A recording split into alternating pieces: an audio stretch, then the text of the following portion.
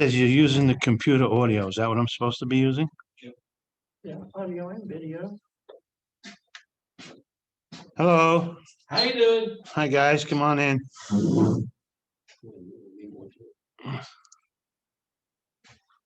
No, it's not, it'll be okay.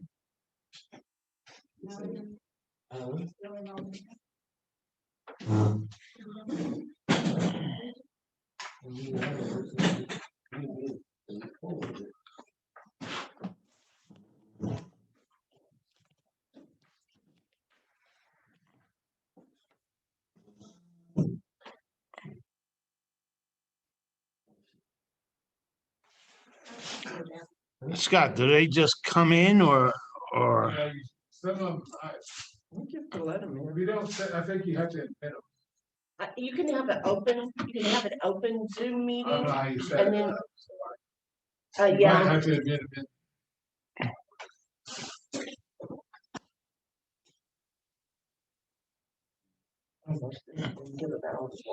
Hey, what's up, pal?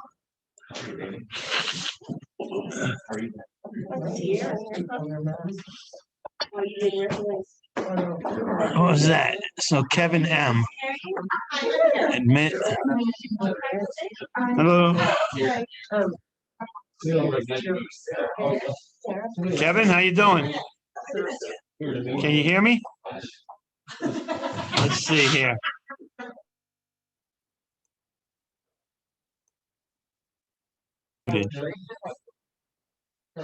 Kevin, can you hear me? Yeah, I can hear you, How you Dan. doing, pal? Good, buddy. How are you? Good. So you're the first one on. We got about 10 minutes. So there was two passcodes in that. Yeah, I don't. You know what? I am totally clueless about this stuff. So I found it, so hopefully Yeah. everybody else can too. yeah, what one did he use? I don't know. But if they were going to get a drink or some dope, they'd find their way in, wouldn't they? Right. I find the passcode to the liquor store. Yeah. Yeah. Yeah, we're doing it on Zoom because we record it and then we transfer it to a YouTube channel. This is the YouTube channel right here.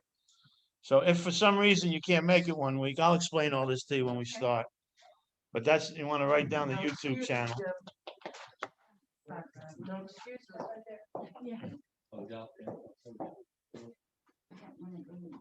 How's Hello. Oklahoma treating you? Good, Good. good.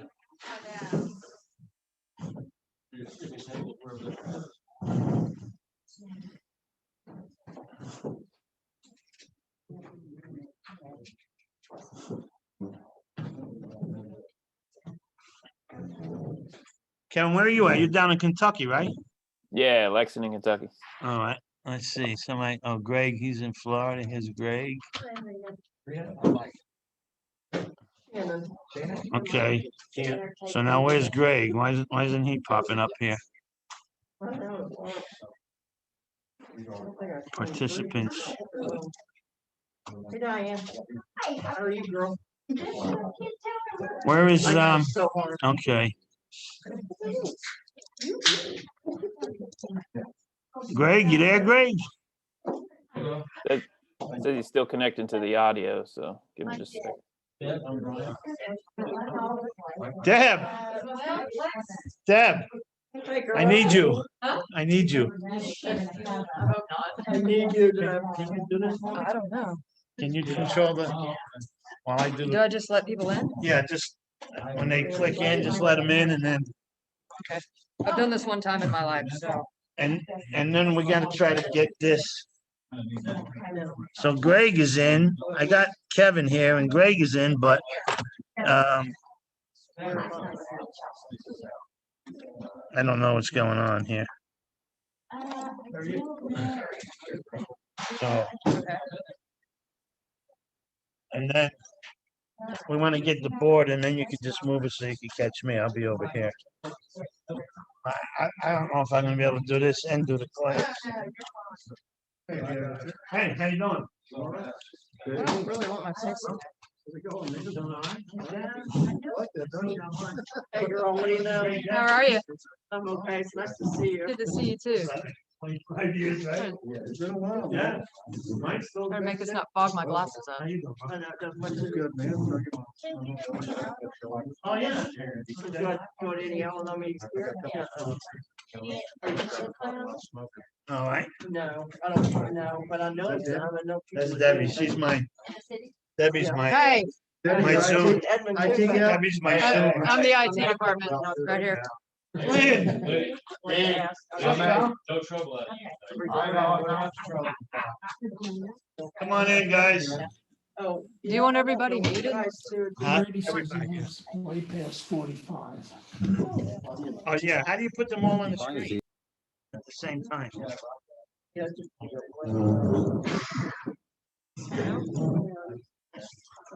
Hey. What's up, Hey, man? how you doing, man? All right.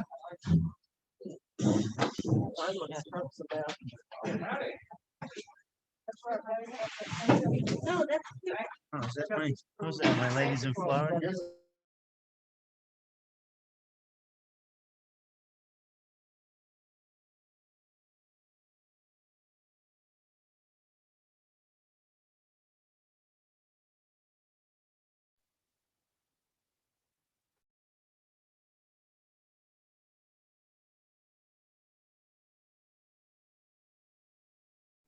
No, MAH.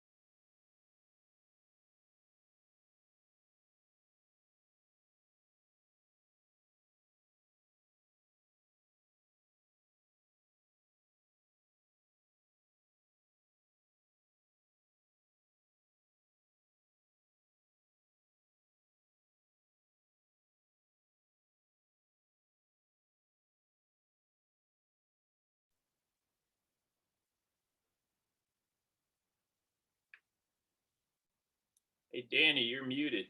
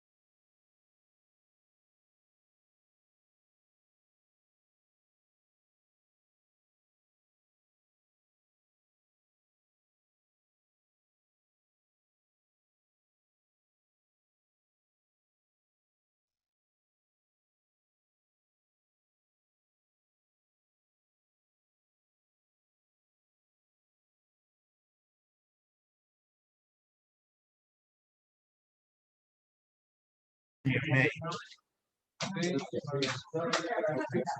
Rick, how you doing? Kathy, hi. Greg, Nick. How you doing, Danny? All right, guys. Good to see you, buddy. What's up, Kev?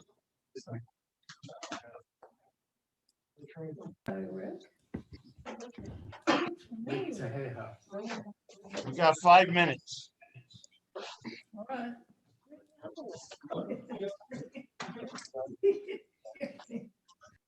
I'm glad you're here, pal. Worked that out, huh? You'll enjoy it.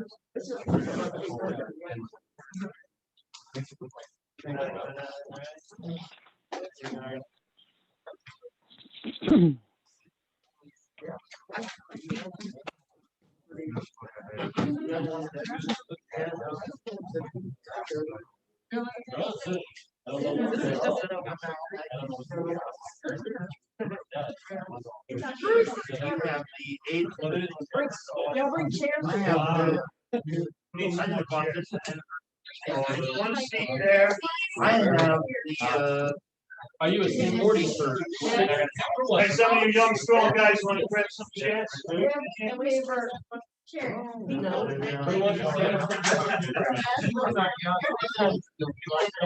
I said young, strong guys, let's sit down. I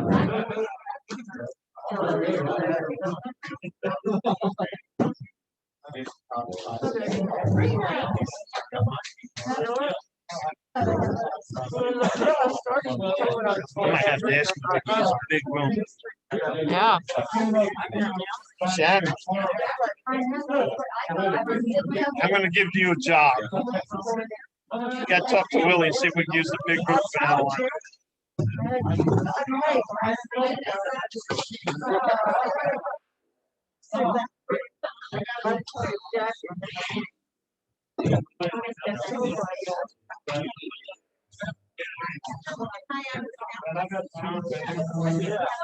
Robin.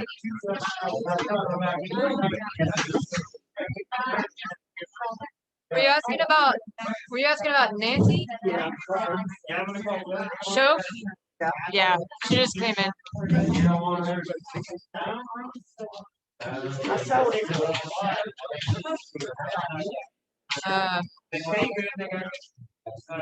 Yeah, oh, I just let her in. We have one board. Hi, Shannon. Hi, baby. Where are you? I don't see you. Oh, there's Angela too. Whoop, whoop. Oh, well, she's letting folks in, so it's blocking.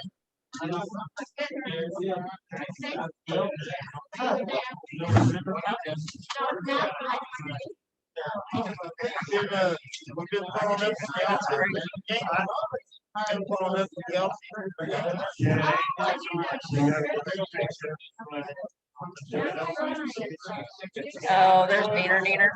Hey, baby girl. I love you. Somebody sit here? Hey, Angela. I'm glad you're here. I see you're muted, but I'm glad you're here. I love you. I'm here. Hi, baby. Can't see the. Hi, Shannon. All right, guys.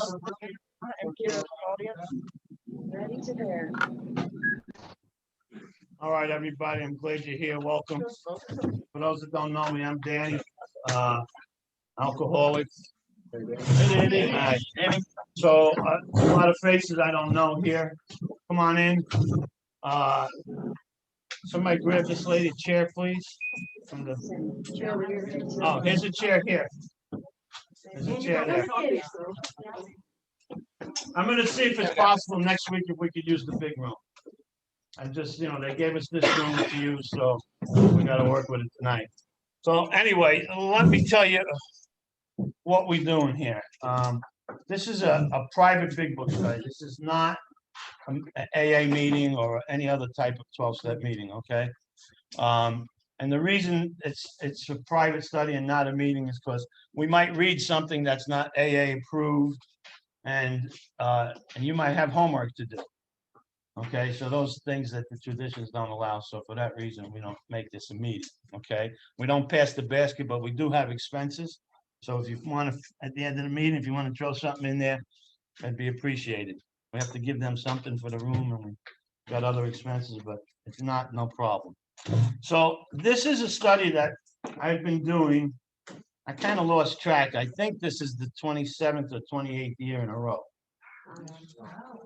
And it used to be, and by the way, I'll explain all this. We're zooming it right now because there's people probably in about 14 different states following us right now and about 10 different countries.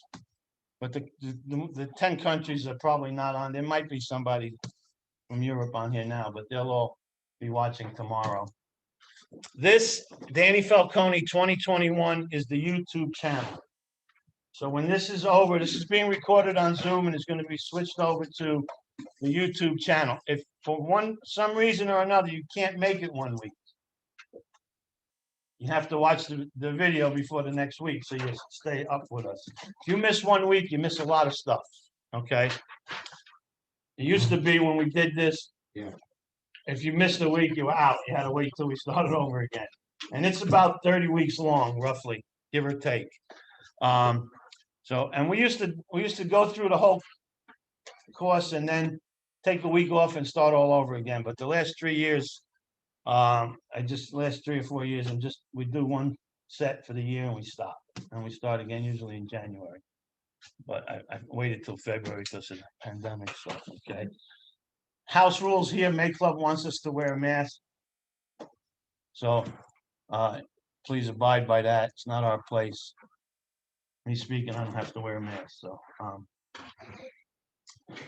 I'm glad to see Barry's here because let me tell you how this thing started. About 28 or 29 years ago, I had 4 sponsees that I was sponsoring. And I'm meeting with them once a week, an hour a week. I finally said, you know what? Why don't we all just meet together on Tuesday night and we'll just go through the steps together because they were all fairly new. And I'm not sure, were you in the first one or the second one? First one. So that was about 28 years ago, right? So we met and we went through all the steps and then we started all over again. We did it again. And these guys had some sponsees and by the third time we did it, there was no more room in my house. We used to meet in my house and do it.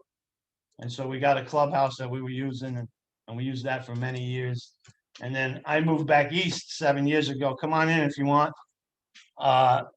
And in Florida, and I did the same thing in Florida. And so I got some of my Florida friends. There's a whole bunch of people on here. And I've been very blessed over the years. I get to go all over the country and all over the world and do conventions and do workshops and stuff. And so what we're doing here is the workshops that I do all over the place. It's a very intense study. And I don't care how long you've been sober. If you stick around here, I promise you, you'll learn something on each step as we go along. Okay? Something you might not have known. You guys here for the study? Grab a couple of chairs out there in the big room and see if you can find a place here. Actually, hello. In the kitchen, there's a little square folded table. If you want to put it up right here, you can sit at the table so you can take notes. Yeah, so anyway,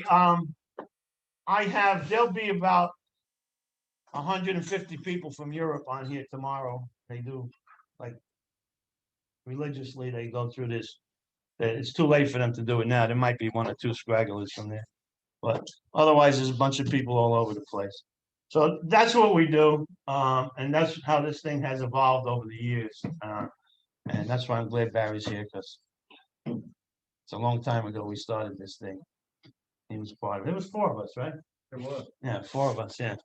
So anyway, I've been, like I said, I've been blessed to go all over the world and do this with thousands and tens of thousands of people over the years. And what's cool is to see that what they're learning, they're passing on. And that's the idea of this here, is to get this, you come right up here with it, is to get this deal and pass it on. And so, like I said, we'll use stuff that maybe is not AA approved, but everything is, we're going to go right back to the big book and relate everything. sometimes it's easier to point out something in the book by using something that's not literature. Okay. Anyway, as we're going along, if you got a question, raise your hand, and I'll be glad to stop what we're doing and answer your question, because it's important that we answer your questions rather than keep going through this stuff. That's not as important as answering questions. Okay. So there's no stupid questions, so don't worry about that. Okay, so what we usually do is we usually talk before we get into the steps. Really, we usually talk about a lot of mistakes that and misunderstandings that people have about the program. You know, I love when I'm in a meeting and somebody says, you know, I love this program. It works great, and you know, my wife let me back in the house, and my boss gave me the job back, and the dogs let me pet him again. And next week I'll have 30 days. You know, what that means really is that, you know, somebody new in recovery really doesn't understand how this program works. And they don't even understand what the program is. And that's why I always start off with this. Everybody's familiar with this symbol here, all right? It's the AA symbol, recovery, unity, and service. And that is the totality of what the program really is. But what does that mean? So let's break that down. You might want to write this in your book or something. So when we're talking about recovery, we're talking about the steps. When we're talking about unity, we're talking about the traditions. When we're talking about service, we're talking about the concepts. And what this is, you want to grab a chair and bring it in here? Grab a chair from the big room. So what this is recovery is about the steps. Unity is the traditions, and the service is the concepts. And these are 36 legacies that were left to us. These were handed to us. This is not just 12 steps. There's 36 legacies. And it's the steps, the traditions, and the concepts. And if you want to break that down a little more, there's probably room right here somewhere. You want to bring that in. Try not to knock anybody out with that. So when we talk about recovery in the steps, we're talking about self. Self. And we're talking about unity and traditions. We're talking about God. And the service and the concepts, we're talking about others.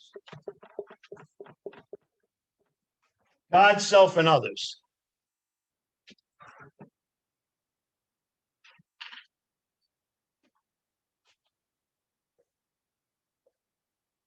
You might need to grab a chair out of the big room. By the way, everybody, we start at 6:45 and we end at 7:45. So try to be on time. Yes, thank you.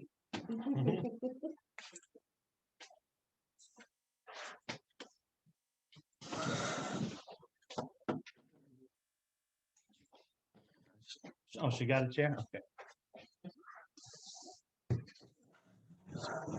So when we're talking about recovery, these are the things we're talking about. We're talking about the steps and we're talking about self. Okay?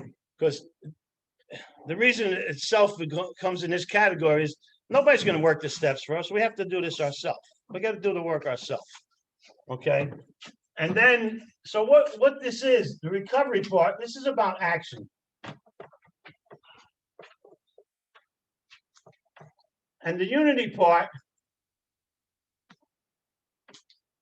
is about non-action. And if you study the traditions, you'll understand what that means. And the service part is about interaction. How do I interact with the world?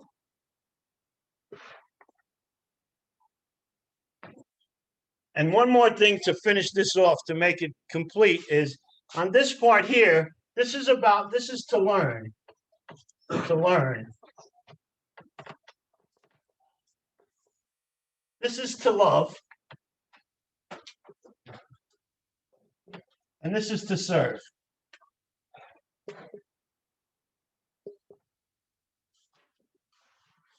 if you want to come in here, grab a chair from the big room and find a spot. Okay, I think we're definitely gonna have to use the big room next week. So when you break this down, what we're really talking about here, recovery is the steps, it's about self, it's about action, and it's to learn. Unity is the traditions, it's about God, it's about non-action, and it's to love. And service is the concept, it's about others, it's about interaction, and it's to serve. This is the totality of the program. So when somebody says, I love this program, I doubt very much that they understand this. But as far as we're concerned, for the next 30 weeks or so, we are going to concentrate on this. We're not going to be doing the traditions, and we're not going to be doing the concepts. We're going to be focusing on the recovery part. Does everybody get that? Anybody got any questions with that?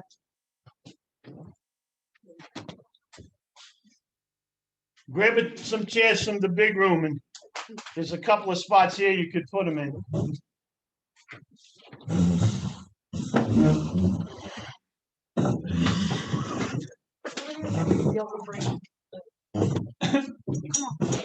You can actually go online tonight or tomorrow, and you can. Okay. It'll be recorded, so you can pull up whatever you. All right. Okay. So what I'd like to start off with doing is a simple prayer. It's the set-aside prayers. Anybody, how many people are not familiar with the set-aside prayer? Not familiar with it? Okay, good. Well, this is a good prayer to put me in my right place when I'm studying, okay? And I always suggest people, when they start a big book study, they get a new book. It helps to get a new book because we tend to focus on what we've highlighted over the years and not focus on the other stuff. And we're going to be talking a lot about the other stuff, I think. So the set-aside prayer, if you just want to follow me, prepare, is, Dear God, please help me set aside everything I think I know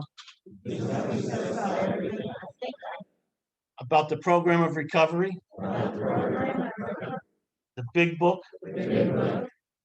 you people, the fellowship, and especially about you, God. So I can get a new understanding about the program of recovery, the big book, the fellowship, and especially you, God. Thank you. Amen. Okay, so I like to start off with that prayer when we're starting things. So, because even myself, that I've been like doing this, like I said, all these years. Lately, the last couple of years, I've been getting what do they call that? CRS? Can't remember shit anymore. That's why I'm glad Barry's here. I used to be able to tell you what page anything was on that you said, but I can't remember that shit anymore. But Barry knows that. So, all right. So, does anybody got any questions on this part, on the program of recovery? It entails a lot more, right? I'm not going to go through the history or anything of AA, but it's important to know that that Bill and Bob, when they got this thing started, what they did was they set this program up in 3 parts. Now, when I'm talking about the program now, I'm talking about the recovery part of the program. Okay.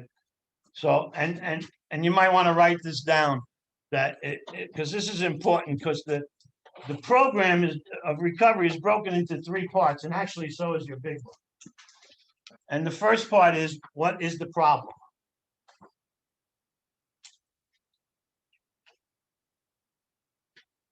And the second part is, what is the solution?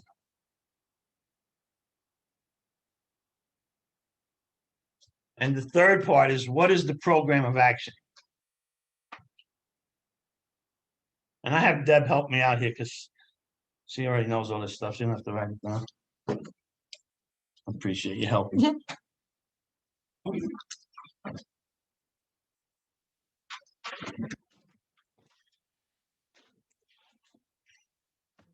So it's important to know that there's three parts to this program so we can go through it properly, okay? And like I said, your book is also broken into those three parts. What is the problem? What is the solution? What is the program of action? And before, again, we get into the steps and stuff, I want to talk about some misunderstandings and misbeliefs and mistakes that people make in the program.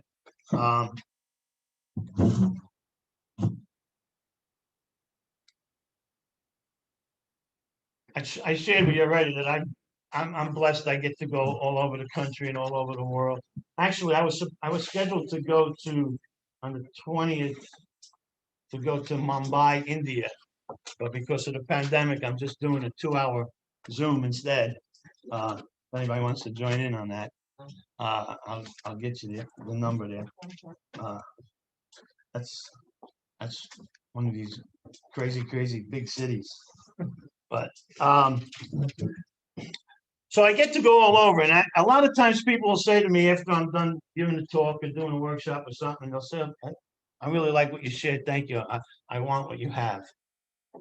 And then my pat answer to that is, you don't know what I have, I might have a rash. How do you know what I have? Right? And they go, you know what I mean, Danny, I want it. And I go, well, what's it? This thing, what thing? I say, I want this thing, I want sobriety. I go, oh, you want sobriety? Yeah, sobriety. So I say to them, well, what is sobriety? Define that for me. And then they get this blank look in their face, and they're like, and they're not sure. They have no answer for that.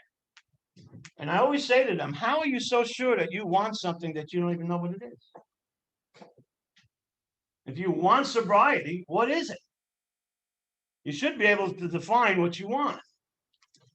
And so I always, when I work with people and I do these things, I always ask people to define what sobriety is to you.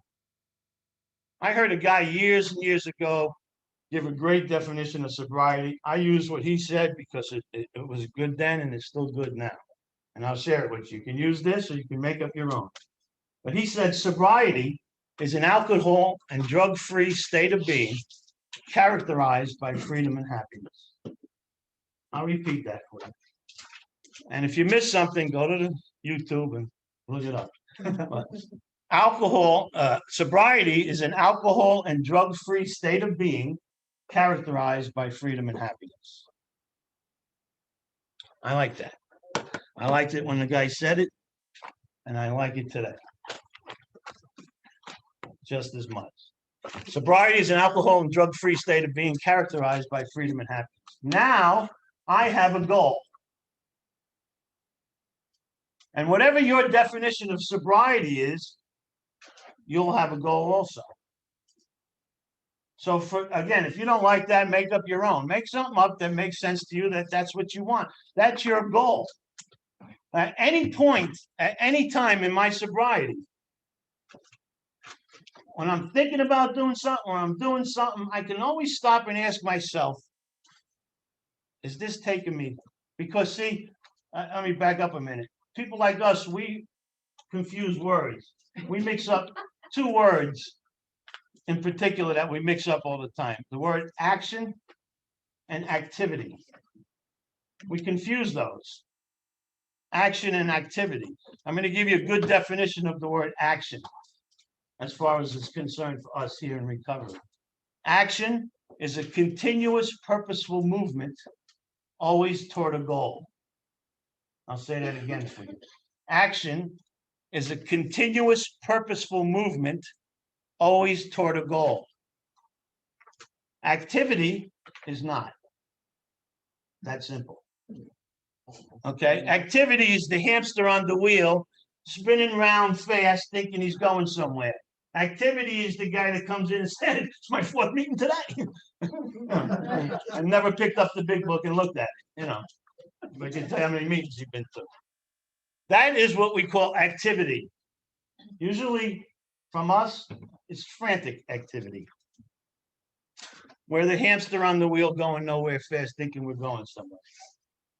But now that I have a definition of the word, of my word, my definition for sobriety, I have a goal. Sobriety is an alcohol and drug-free state of being characterized by freedom and happiness. If what I'm doing or thinking of doing, I can always stop and ask myself, is this a continuous purposeful movement toward my goal? Because that's what action is, a continuous purposeful movement toward your goal. So I can ask myself, is what I'm doing or thinking about doing, is this a continuous purposeful movement toward my goal? If it's not, guess what? I'm engaged in activity again, thinking I'm doing something. I'm once again the hamster on the wheel, going nowhere fast, swearing I'm getting something done. Does all that make sense to you? So it's important that we understand what sobriety is and understand when we're engaged in activity, usually frantic activity, rather than action. Okay? And we talked about the 36 legacies and the 3 parts of recovery. The next thing I want to mention to you is you have a jacket on your big book. Can you read that jacket for us? What does it say right there on that jacket? Alcoholics Anonymous, this is the 4th edition of the Big Book Basic Text for Alcoholics Anonymous. Okay, so the cover of this book is making a statement to us that the Big Book of Alcoholics Anonymous is a textbook. Now, there's no disputing this. During the next 30 weeks, I'm probably going to say a lot of things that upset somebody. But you're not really arguing with me when you argue about it, because if I'm taking it to the book, it's the book that says it. I'm just repeating what the book says. The book is calling this book, AA is calling this book a textbook. The difference between a textbook and a novel, most people understand that. A novel you read, a textbook you study. You make notes. And, you know, a lot of people got pads and pens. That's good. But it's good to write right in your big book. Right in the margins. Just you got a question, write it in the margins. So when you look in your book, in your notebook, you go, oh, where was that in the book? I had that question. When you write in the book, you know right exactly where it is. So we take notes. We use something very important. It's called the dictionary. Today they got whatever you call it online, but Google. There you go.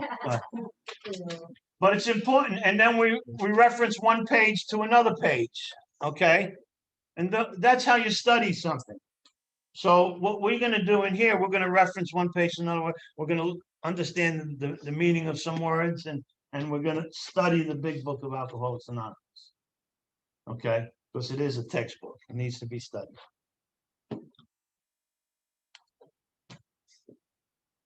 Well, let's get this one out of the way because this one is controversial. The disease concept. There's a whole lot of people in AA and other fellowships that,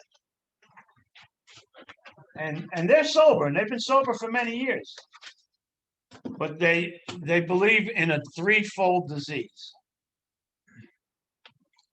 Threefold disease: mind, body, and spirit. What we're dealing with in Alcoholics Anonymous is a twofold disease. We have a disease of mind and body. There is nowhere in our literature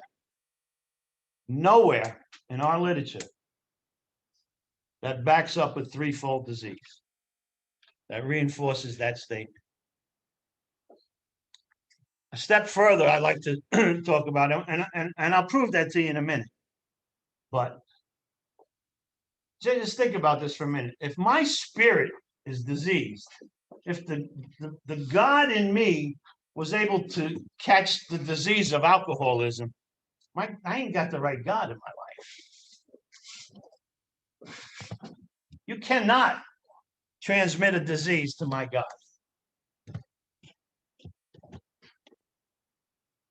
Now, a couple of things. Alcoholics Anonymous have many pamphlets. They have 100 pamphlets. I'm going to quote 3 of them to you. This one is called Frequently Asked Questions About AA. This is AA approved literature. Frequently Asked Questions About AA. And right at the beginning it says, the explanation of alcoholism, seems to make sense to most AA members is that alcoholism is an illness, a progressive illness, which can never be cured, but which, like some other diseases, can be arrested. Going one step further, many AAs feel that the illness represents the combination of a physical sensitivity to alcohol and a mental obsession with drinking. No mention of the spiritual disease. This is AA, an introduction to the AA recovery program, another AA approved material.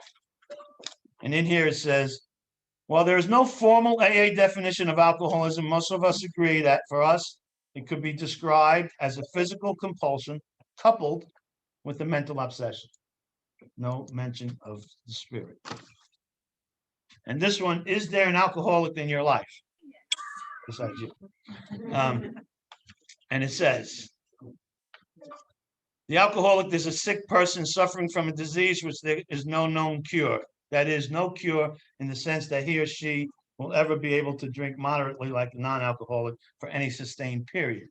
Because it is an illness, a physical compulsion combined with a mental obsession to drink, again, no mention of a spiritual disease. Again, there's no point in our literature that they talk about a threefold disease. In fact, there's about 156 times, if I'm not mistaken, that they mention mind and body or mental and physical, those words. There is one place in the book that it says spiritual disease. That's on page 64. You turn to page 64 for a second.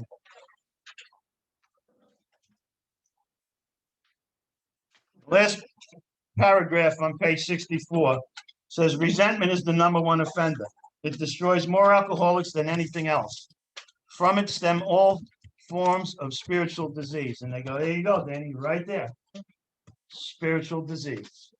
Says it right there, doesn't it? Just read it. It's right there. It's in your book too. Spiritual disease. But they aren't talking about alcoholism. They're talking about resentment.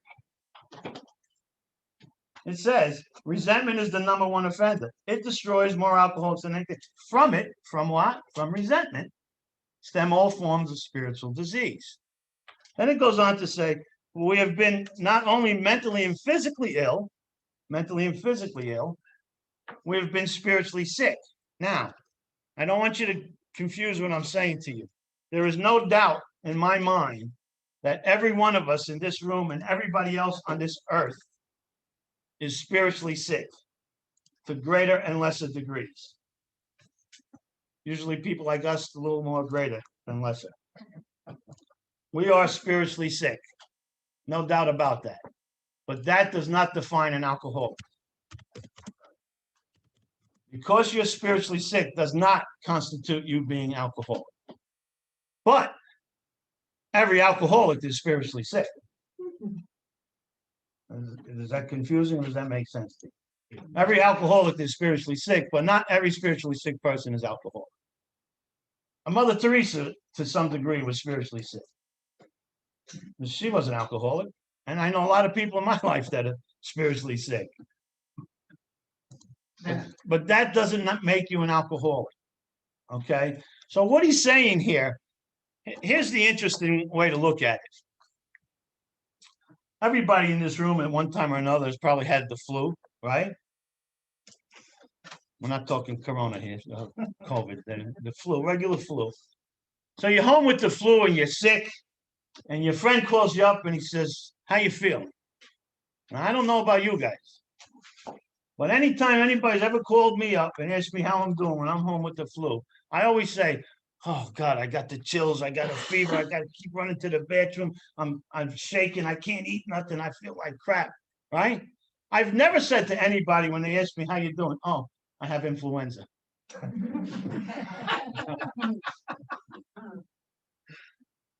So what my point is, when you ask somebody this, they describe the results of what they're going through rather than what they have. And as Bill says here, though we've been physically and mentally ill, we've been spiritually sick. Okay. The rest of this book, you're never going to find them talking about spiritual disease. And if you're new, I'll share with you that when they want us to understand something, they say it over and over again in different ways. The book repeats itself. We in meetings repeat ourselves. How many times have you heard somebody say, oh, I've heard that a million times, but it's the first time I really heard it, right? Whatever somebody's talking about. We need to hear shit over and over again because that's just the way our minds are. So it's important to understand that what we're talking about here is we're talking about a twofold disease. I do not have a disease of my spirit. My spirit is not diseased. My spirit is the peace of God that's in me, and you can't disease that. In fact, if you go to the forward to the first edition,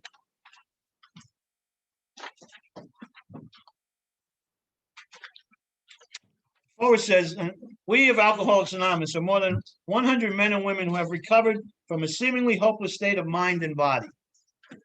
We have recovered from a seemingly hopeless state of mind and body. But you know the important thing there?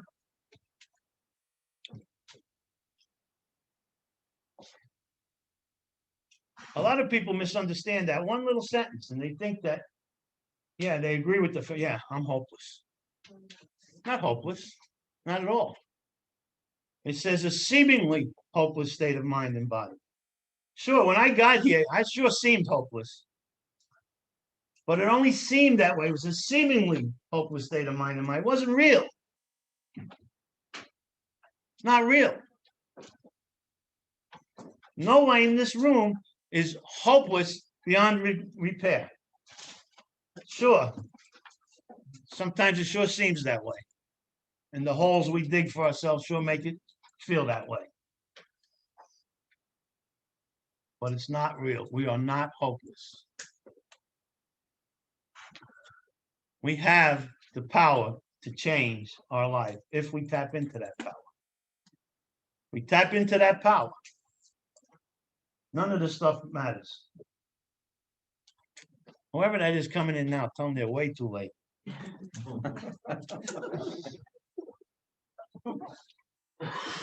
Okay. Any questions on that? Does that need to be talked about any further? Anybody got a question? If you got a question, we can talk about it some more. Yes. You know, I've been around the range for a while and I hear some people say I've recovered. And I'll hear others say, I'm recovering, I'll never recover. What's the take on it? Because in the book it says we have recovered. We have recovered, yes. Book says we have recovered. So when I introduce myself in a meeting, I just say I'm Danny, I'm alcohol.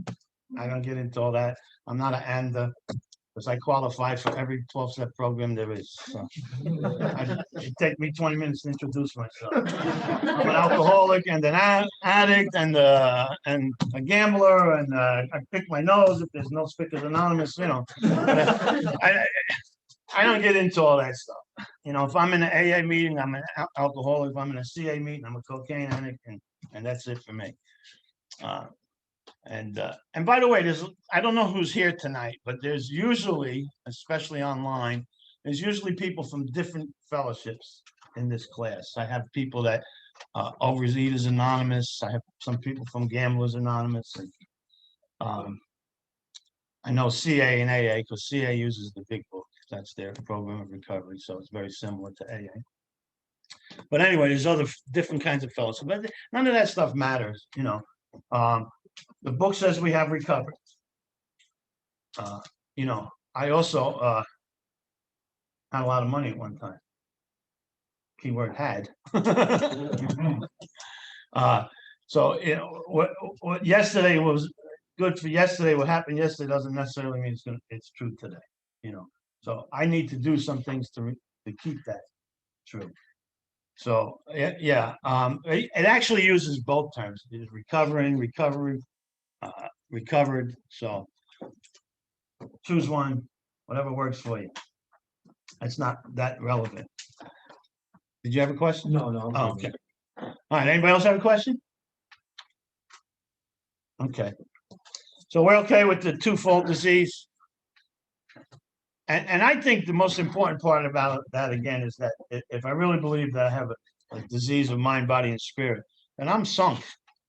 And if you can disease my God, then there's no hope for me. You know. Okay. Slogans. Let's talk about slogans for a minute. I love the slogans. Slogans are good, they're fun. We used to, in New York, we used to call them bubblegum recovery. You know, it used to be, when I was a kid, you used to get the bazooka gum and it had a little joke at the something in it there, a little slogan in there. So,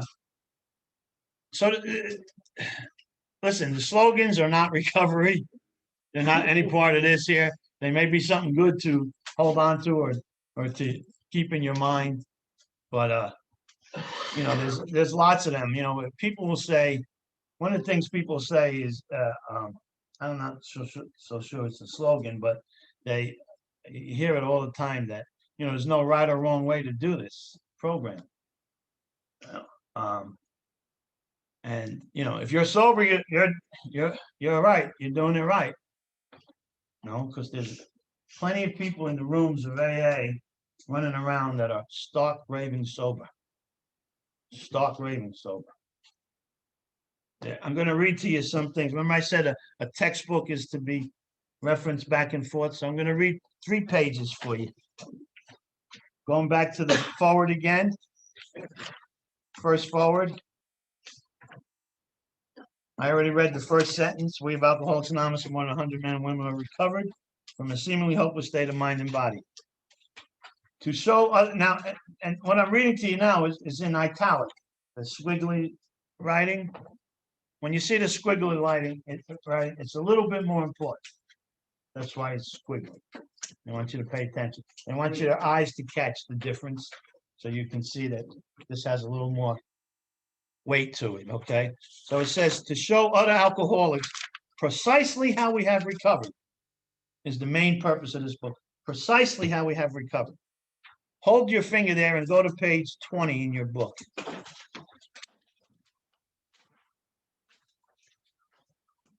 The first full paragraph, the last sentence in the first full paragraph says, if you are an alcoholic who wants to get over it, you may already be asking, what do I have to do? It is the purpose of this book to answer such questions specifically. Specifically. Hold your finger there and go to page 29 of your book. Where was that second reading from? What is that? Page 20 and where on page 20? Page 20, the first paragraph, the last sentence says, if you're an alcoholic who wants to get over it, you may already be asking, what do I have to do? And then the next sentence says, you see that? And then go to page 29 and it's the top of the page, the first paragraph that says, further on, clear-cut directions are given showing how we have recovered. Further on, clear-cut. Oh, and by the way, you guys on Zoom, just jump in if you got a question. Don't raise your hand because they can't see you. So further on, clear-cut directions are given showing how we have recovered. Now let's put those 3 statements together because that's what we do when we study a book. I'm going to answer the questions about what do I have to do specifically. Going to show me precisely what I have to do, and clear-cut directions are given, showing me that. So precise, specific, clear-cut directions. I don't know how anybody could make the argument that there's no right or wrong way to do this. There are precise, specific, and clear-cut directions, and if you're not following them, you're doing it wrong. Doesn't matter that you're sober, because there's plenty of people. I did this. I've been doing this for years. Hey, is Jim on here from down there in Florida? He usually comes on every year. He's like 44 years sober. I had guys with many years of sobriety go through this thing. In fact, I sponsored a guy in Florida who was sober 45 years at the time. And I asked him, why do you want me to sponsor you? And he said, because I've never went through the big one. And his life was a mess. His family life, his business life, his life was a mess. But he hasn't had a drink in 45 years. And so, because that's the thing about this book, these 12 steps fix everything. Everything. You can't come up with a problem in your life that the 12 steps can't fix. If you work them, if you apply them. So what was I talking about? Precisely, right. Precisely, specifically, clear-cut direction. All right. So if we do that, there's got to be a right or wrong way to do this. Okay. Does anybody got a question or concern or something about that they want to discuss? No? Okay. Principles.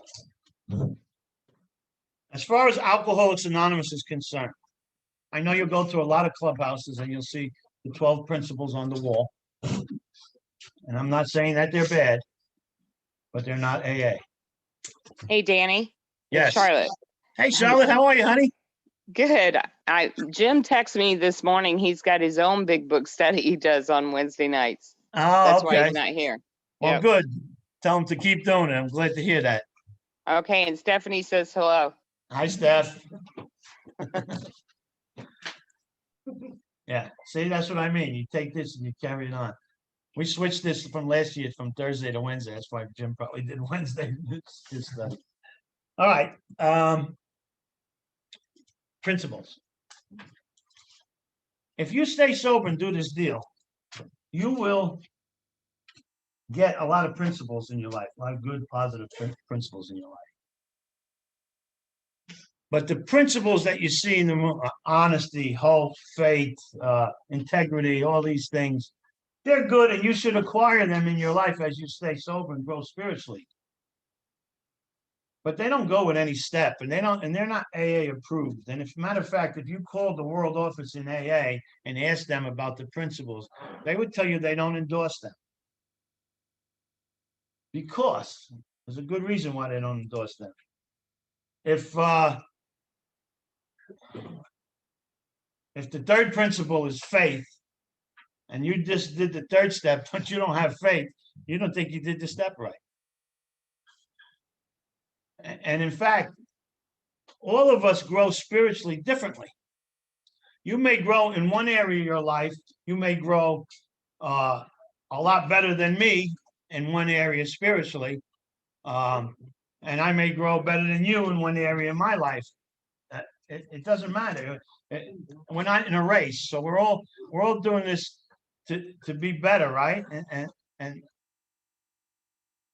my point is that you can't count on honesty and hope and faith and all this stuff. I know in CA they have endorsed that. I also know why they endorsed that. They had to make money and they put it on a coin one time. So they stamped their approval on them. But in AA, the 12 principles don't exist.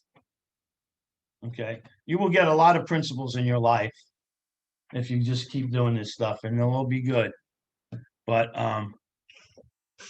not that if you do the first step, you're going to get honest. Do the second step, you're going to have the fifth step, you're going to have integrity. No. Yeah. Yes. Danny doesn't say in how it works, where it says the principles we have set down are guides to progress, and they're talking about the steps. Yeah. And Well, how it works, right? yeah. Yeah. They're talking about anytime they use the word principles in here, when they're comparing them like that, if you go to your 12 and 12, the forward to the 12 and 12, and we don't use the 12 and 12 very often, but the forward to the 12 and 12, the third paragraph says, I'll read it for you. AA's 12 steps are a group of principles, spiritual in their nature, which if practiced as a way of life, can expel the obsession to drink and enable the sufferer to become happily and usefully whole. That's AA says that. So AA is calling the principles the steps. Okay.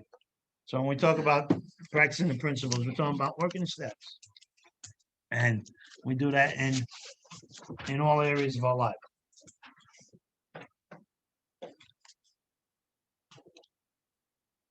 Okay. Anybody got any questions on any of this so far?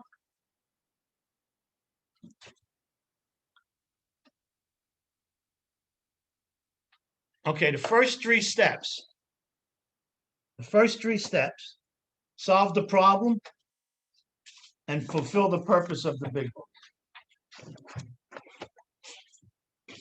The first three steps solve the problem and fulfill the purpose of the big book.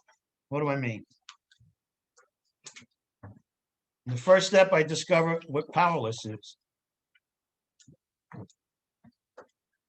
In the second step, I discover what a solution is, or who my solution would be. In the third step, I discover that I have the faith and the trust I have to have in that higher power that I found in the second step. Huh? Say that 1, 2, 3 real quick again, please. Thank you. That the first step is I discover what powerless is. Is that what you're talking about? In the second step, I discover what my higher power is, the solution. And in the third step, I learn to have faith and trust in that higher power. And so that's why the first three steps fulfill the purpose of the book. Okay. And 4 to 9 is about change and recovery. 10 is just a check on the first 9, basically. 11 is to improve my relationship with God, and 12 is to carry this message to other people. Okay. So let me see if I can.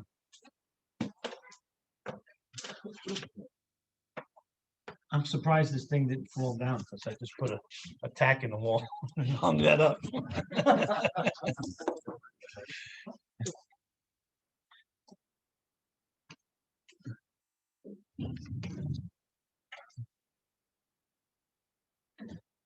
So there's been scientific studies done over the years, right?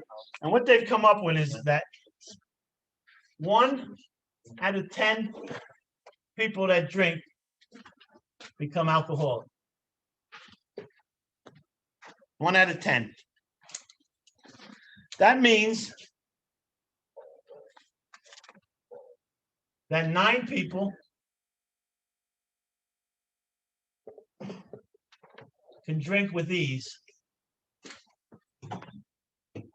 9 people out of 10 could drink with ease. 1 out of 10 is in this, D-I-S-E, ease. This ease. You know what the word this means, D-I-S? Anybody know what the word this means? It means away from. Away from. So you take 10 people that drink, 1 of them will become alcoholic, 9 of them will drink with ease, and 1 of them will drink with dis-ease.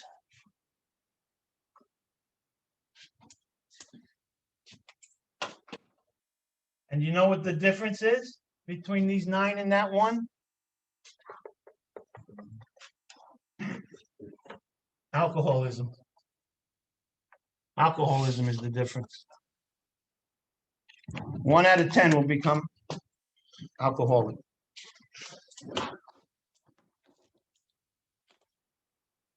Interesting studies they've done.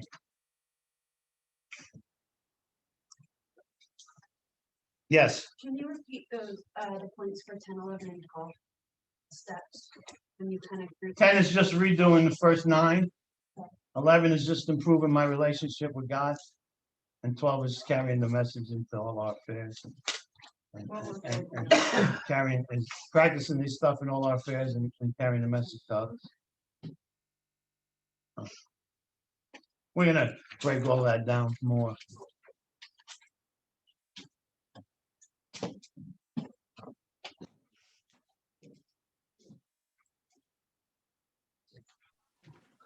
Shannon told me that you have worksheets for all of this. Is that true? I have worksheets for a lot of stuff, but when I hand out worksheets here, you can send me a message and I'll email them to you. I'm I don't have a totally just worksheet giving for any you of this shit. stuff that I'm talking about now. I'm giving you shit. Definitely a friend of mine. Randy. Okay?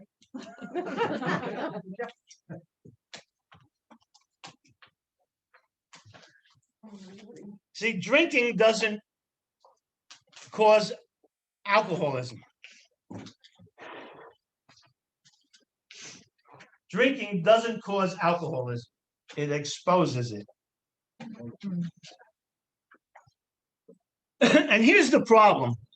This is a problem. We're going to try to do this in 5 minutes and we'll finish up.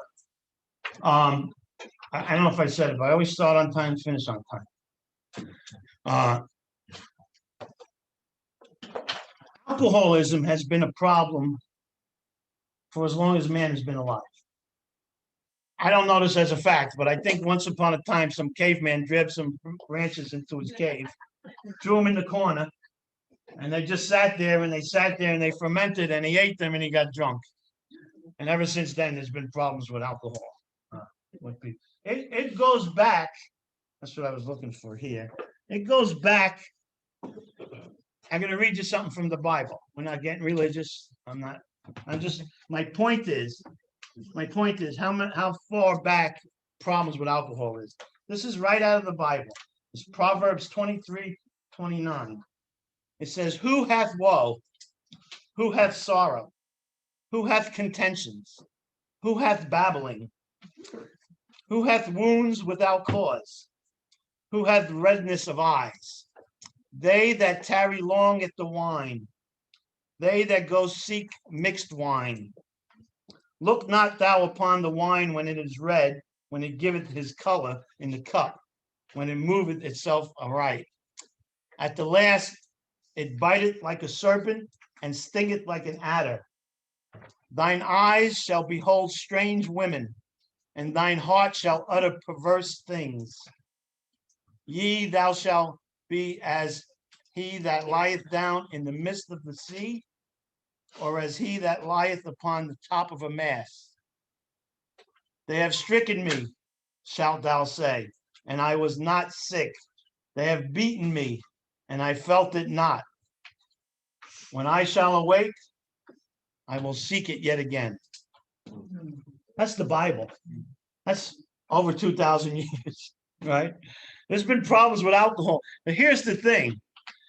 All of these years, from way back from the caveman times to the Bible times to right up to modern history, we have not defined who we are. Others, people, have defined who we are, we alcoholics. Other people have defined us. They've told us what's the matter with us, what's wrong with us, what we have to do about it, what do we got to do. They have defined an alcoholic. And there were times where they would put you in a straitjacket in a padded room.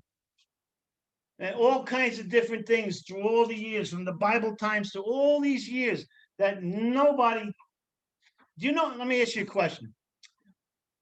You know why they haven't made progress in cancer? Probably everybody in the room knows somebody that died of cancer. My mom died of cancer. You know why they haven't made progress in cancer in all these years? They haven't. My friend's wife is going through the same cancer that my mother died from 35 years ago. And she's going through the same treatment that my mom went through. She got multiple myeloma. 35 years later, they don't have anything better than this? Same thing my mom did. Because all of these years, it's only in the last 5 or 6 or 10 years at the most, not even 10 years, that they've started making a little progress with stem cell therapy. But my point is this. The reason they've never been able to do anything about cancer is they've never understood what the problem was. They've always treated the symptoms of the problem. And throughout history, nobody has understood what the problem is with the alcoholic. They want to treat the symptoms of the problem. And that's what they've done. People, we've let those people define us. And it wasn't until Bill and Bob got together, two drunks, and understood what their problem was and passed it on to us, that we have been making great inroads in recovery from alcoholism. Because we understand what the problem is. I told you the 3 parts of the program. What is the problem? What is the solution? What is the program of action? I don't want to go into history, but you know, Dr. Bob was a member of the Oxford group, and he couldn't stay sober. The Oxford group knew what the solution was, and they had a program of action, but he couldn't stay sober until he met Bill. Because when he met Bill, Bill told him what the problem was. And Ebby, who was a member of Oxford group, told Bill what the solution was and the program of action was. Bill Wilson became the first man in the universe armed with all 3 things necessary to recover. He knew what the problem was, what the solution was, and what the program of action was. And when he passed that on to Dr. Bob, they had stopped letting other people define who we are that don't know who we are. Didn't understand the problem. We know what the problem is. Your job is to find out what your problem is with alcoholism. What does that mean? And then when you start sponsoring people, to help them understand that too. And that's why we're going to spend probably 10 weeks or so on step 1. And I hope you'll learn something different each week. But I guarantee you, you'll learn something about the first step that you never got before. We got a couple minutes left. I don't want to go any further. Anybody got any questions? Do you know what page that is in the Bible? Yeah, I told you. It was Proverbs 23:29.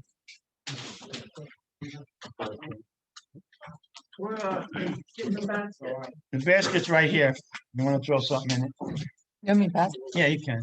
You don't feel obligated to put anything in. All right, anybody else got a question? Hey, Danny, Yes.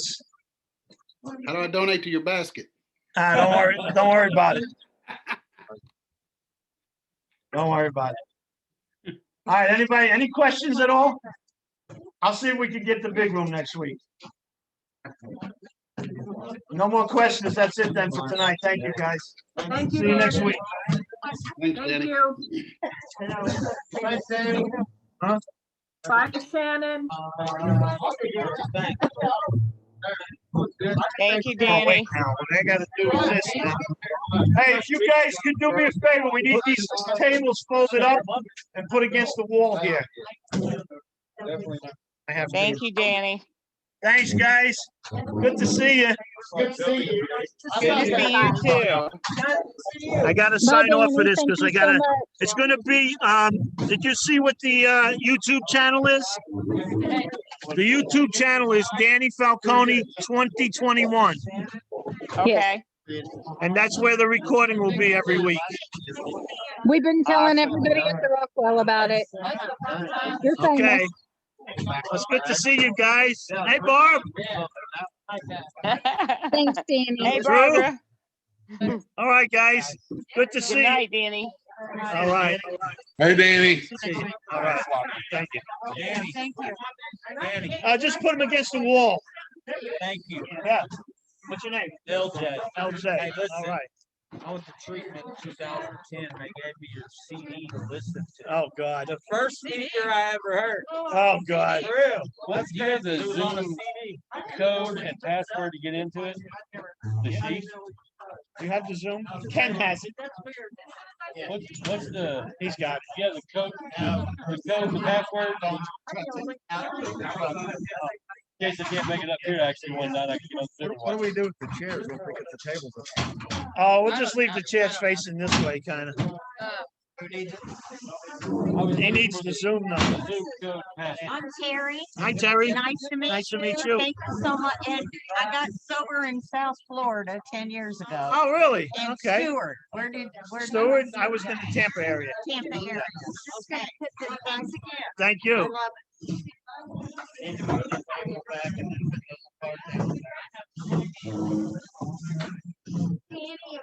Right. Thank you. I can't wait, I've learned so much.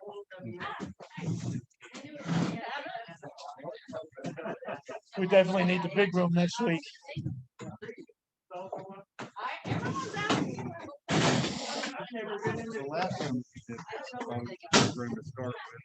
Yeah, yeah, by the end, we could do it in here. Chairs going this way and all the time, because they Sure. have. I know you probably realize this, but I think it's, See you, bro. I think it's, I was